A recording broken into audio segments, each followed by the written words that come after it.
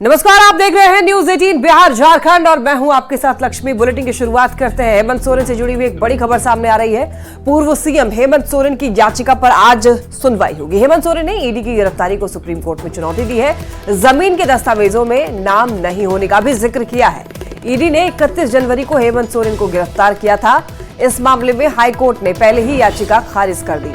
बड़गाई अंचल की 8.86 एकड़ जमीन से जुड़ा ये मामला है। तो हेमंत सोरेन ने गिरफ्तारी को सुप्रीम कोर्ट में चुनौती दी। ईडी ने 31 जनवरी को हेमंत सोरेन को गिरफ्तार किया था। बड़गाई अंचल की 8.86 एकड़ जमीन से जुड़ा हुआ यह मामला है। तो आपको बता दें कि हेमंत सोरेन की याचिका पर आज सुनवाई होगी। हेमंत सोरेन ने गिरफ्तारी को सुप्रीम कोर्ट में तो चुनौती दी है। ये बड़ी खबर आप तक पहुंचा रहे हैं। पूर्व सीएम को राहत मिलेगी या नहीं, ये सुप्रीम कोर्ट में सुनवाई होने के बाद ही पता चलेगा। ज्यादा जानकारी के लिए संवाददाता सुशील पांडे हमारे साथ जुड़ रहे हैं। सुशील, देखिए, हेमंत सोरेन की याचिका पर आज सुप्रीम कोर्ट में सुनवाई होनी है। क्या कुछ अपडेट है इस मामले को लेकर? ये देखिए, साफ तौर से हेमंत सोरेन जो झारखंड के पूर्व मुख्यमंत्री हैं, उन्होंने ईडी द्वारा जो गिरफ्तारी की गई थी उस पूरे मामले को उन्होंने चुनौती दी है। लेकिन हाल ही में झारखंड हाईकोर्ट के द्वारा उनको राहत नहीं मिलने के मामले में भी उन्होंने उस फैसले को सुप्रीम कोर्ट में चुनौती दी है। आज तक 12:30 बजे के आसपास इस पूरे मामले पर सुप्रीम कोर्ट सुनवाई करेगा। हालांकि इससे पहले उनकी तरफ से फिलहाल सुप्रीम कोर्ट से जमानत मांगी गई थी चुनाव प्रचार को लेकर, जिसमें अरविंद केजरीवाल के केस का हवाला देकर उन्होंने राहत की मांग की, लेकिन सुप्रीम कोर्ट ने उन्हें कोई राहत नहीं दी। आज जो सुनवाई है उसमें देखना होगा कि ईडी को जो नोटिस जारी किया गया था इस मामले में, उसमें क्या जवाब ईडी दाखिल करती है और साथ ही साथ आज हेमंत सोरेन को फिलहाल सुप्रीम कोर्ट से राहत मिलती है या नहीं, ये भी अहम बात होगी। ठीक है सुशील, आप नजर बनाए रखिए। फिलहाल आपका बहुत शुक्रिया तमाम जानकारियों के लिए।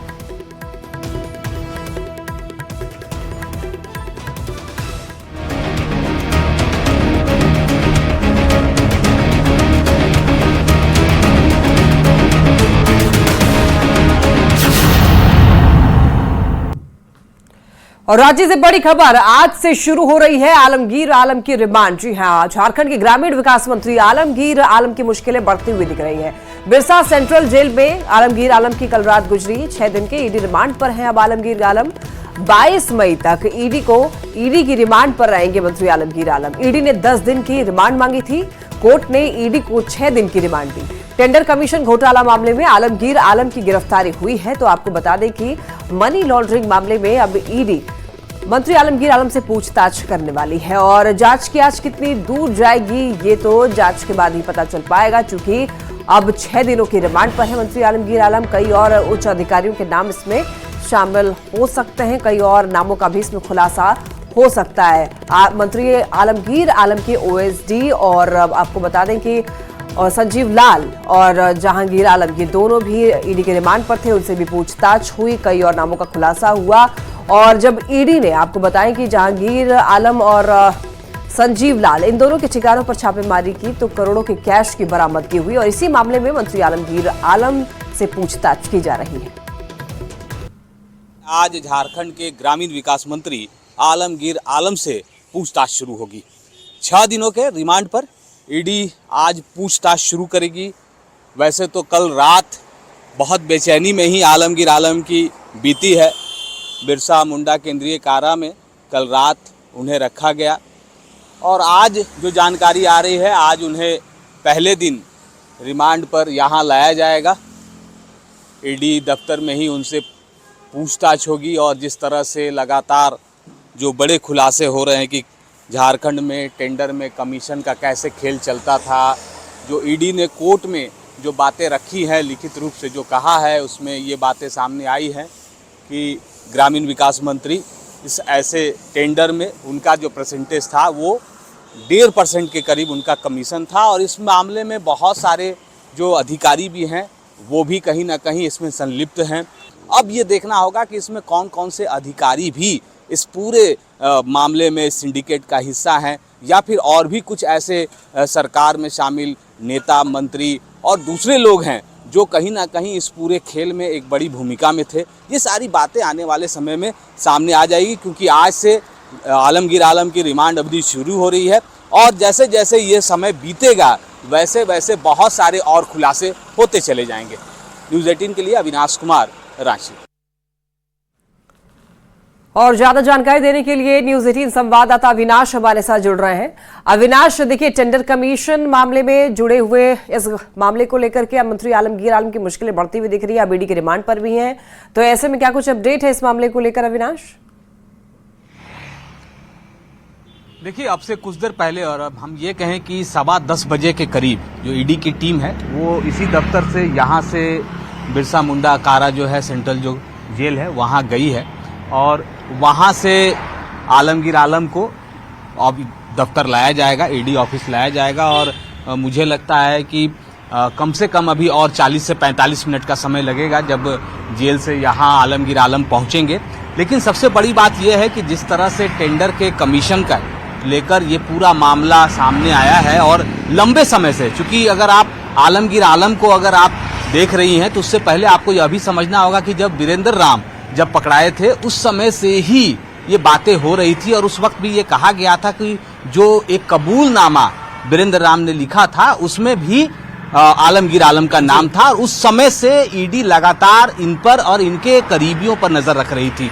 और आप देखिए जो परिणाम है वो सामने है कि कैसे ओएसडी के एक जो करीबी थे उनके यहाँ से इतने नगद राशि पकड़ाई। टोटल अगर राशि की बात कर लें तो ये 38 करोड़ के लगभग पहुंच जाता है। तो अब सवाल ये उठता है कि अगर 1.5% का ही ये खेला था तो इस खेल में और कितने लोग थे, क्योंकि सिर्फ और सिर्फ जब हम बात करते हैं कि मंत्री का कमीशन 1.5% था तो फिर यह भी देखना होगा कि जो अधिकारी थे उनका कितना कमीशन था, उसके अलावे भी क्या कोई और भी कोई हिस्सेदार था। तो ये सारी चीजें जैसे जैसे अब जो पूछताछ होगी, क्योंकि 6 दिनों का रिमांड है, आज पहला दिन है, आज से पूछताछ शुरू होगी, तो अब कहा जा रहा है कि कुछ आईएएस अधिकारी के नाम भी सामने आ सकते हैं जो कहीं ना कहीं जिस विभाग को लेकर हम चर्चा कर रहे हैं उसमें वो विभागीय सचिव रहे हों या दूसरे पदों पर रहे हों। तो ये अब देखना होगा कि कितने लोगों के नाम सामने आते हैं, क्योंकि ये खेल कोई सीमित नहीं है, बहुत लंबा सिंडिकेट है, और इसी सिंडिकेट को डिकोड करने में कहीं ना कहीं ईडी के अधिकारी लगे हुए हैं।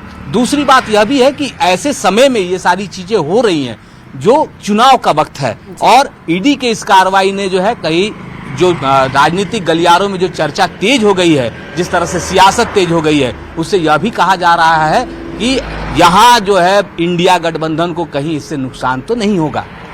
बिल्कुल अविनाश, तो देखिए, मंत्री आलमगीर आलम से पूछताछ का आज पहला ही दिन है और देखने वाली बात होगी कि इसमें आगे और क्या कुछ खुलासे होते हैं। फिलहाल आपका बहुत शुक्रिया तमाम जानकारियों के लिए अविनाश।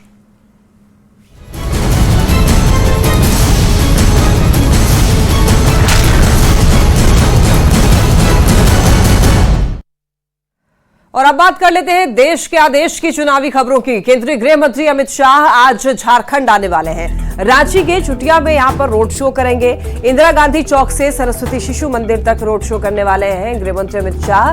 बीजेपी उम्मीदवार के लिए वोट की अपील लोगों से करेंगे। तो शाम 5:30 बजे के बाद अमित शाह का रोड शो शुरू होगा। 1 महीने में दूसरी बार झारखंड आ रहे हैं गृह मंत्री अमित शाह। यहां पर आपको बता दें कि बीजेपी वर्सेस कांग्रेस देखने को मिलेगा, जिससे अश्विनी सहाय और संजय सेठ इन दोनों के बीच में कड़ा मुकाबला देखने को मिलेगा। रांची लोकसभा सीट पर बीजेपी वर्सेस कांग्रेस संजय सेठ का मुकाबला यहां पर यशस्विनी सहाय से देखने को मिलेगा। जमशेदपुर में इंडिया अलायंस के नेताओं का जमावड़ा लगने वाला है। 21 मई को दिल्ली पंजाब के सीएम यहां पर जमशेदपुर आने वाले हैं। तेजस्वी यादव और कल्पना सोरेन भी मौजूद रहेंगी। समीर मोहंती के लिए चुनावी माहौल बनाएंगे। जमशेदपुर से महागठबंधन के उम्मीदवार हैं समीर मोहंती। चुनावी सभा की तैयारी में जेएमएम के कार्यकर्ता जो है वो जुटे हुए हैं। तो इंडिया अलायंस के नेताओं का जमावड़ा लगने वाला है जमशेदपुर में। बताते चले आपको कि 21 मई को दिल्ली और पंजाब के सीएम जमशेदपुर आने वाले हैं। साथ ही आपको बता दें कि तेजस्वी यादव और कल्पना सोरेन भी इस दौरान मौजूद रहेंगी। तो समीर मोहंती के लिए यहां पर चुनावी माहौल बनाएंगे, वोट की अपील करेंगे इंडिया अलायंस के नेता। चुनाव प्रचार के लिए पसीना बहा रही अन्नपूर्णा देवी कोडरमा से बीजेपी उम्मीदवार अन्नपूर्णा देवी आज रोड शो करने वाली हैं। आपको बता दें कि नवालशाही डोमचांच नगर होते हुए झुमरी तलैया तक रोड शो करेंगी। लोगों से मुलाकात कर वोट की अपील करने वाली हैं अन्नपूर्णा देवी। और आपको बता दें कि प्रचार के लिए खूब मेहनत करती हुई दिख रही हैं अन्नपूर्णा देवी। कोडरमा से भारतीय जनता पार्टी ने भरोसा जताया है अन्नपूर्णा देवी पर। तो जैसे जैसे चुनाव की तारीख नजदीक आ रही है, वैसे वैसे राजनीतिक दलों ने जोर आजमाइश करना भी शुरू कर दिया है। कोई बैठक कर रहा है तो कोई घर घर जाकर के वोट की अपील कर रहा है। जमशेदपुर से बीजेपी उम्मीदवार एनडीए के घटक दलों की बैठक हुई, जहां पर सभी ने एनडीए उम्मीदवार को 4 लाख वोट से जिताने का दावा किया।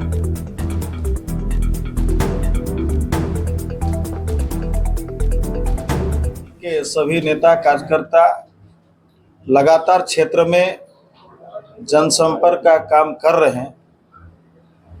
इस कार्य को ग्राम स्तर, बूथ स्तर पर और तेजी से काम करने के लिए आज निर्णय हुआ। प्रमुख जो मुद्दा है और चर्चा है आज का, वो है आदरणीय प्रधानमंत्री जी का चुनावी सभा 19 तारीख को कैसे ऐतिहासिक बनाया जाए।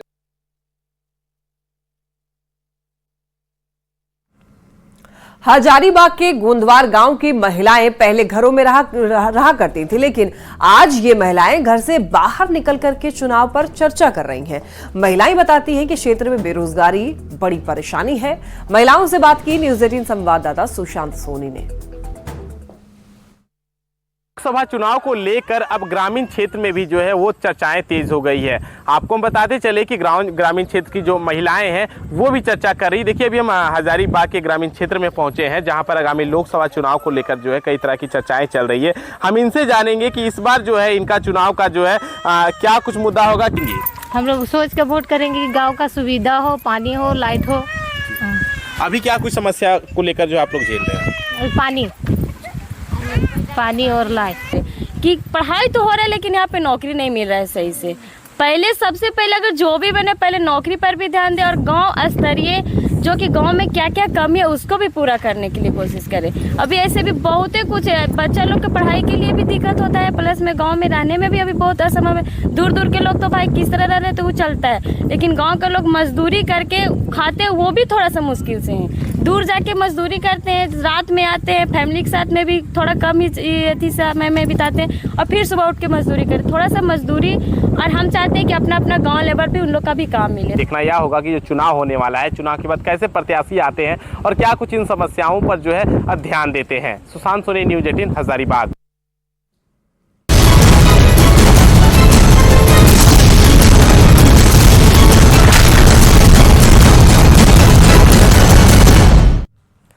देवघर से हादसे से जुड़ी खबर सामने आ रही है। देवघर जमुई मुख्य मार्ग पर सड़क हादसा हुआ है। श्रद्धालुओं की कार पेड़ से टकराई है। 2 जुड़वा बच्चे और एक व्यक्ति की मौत हो गई। कार में सवार 9 लोग घायल बताए जा रहे हैं। बाबा वैद्यनाथ धाम जा रहे थे ये सभी लोग। आपको बता दें कि खोरी पानन बॉर्डर के पास की ये घटना बताई जा रही है। तो 9 लोग घायल बताए जा रहे हैं और आपको बता दें कि श्रद्धालुओं की कार सीधे पेड़ से जा टकराई। 2 जुड़वा बच्चे और एक व्यक्ति की मौत भी हो गई है इस दौरान, और कार में सवार 9 लोग घायल बताए जा रहे हैं। तो खोरी पानन बॉर्डर के पास की यह घटना है। देवघर जमुई मुख्य मार्ग पर सड़क हादसा हुआ है। और यहां रुक रहे हैं एक छोटे से ब्रेक के लिए, जल्द लौटेंगे।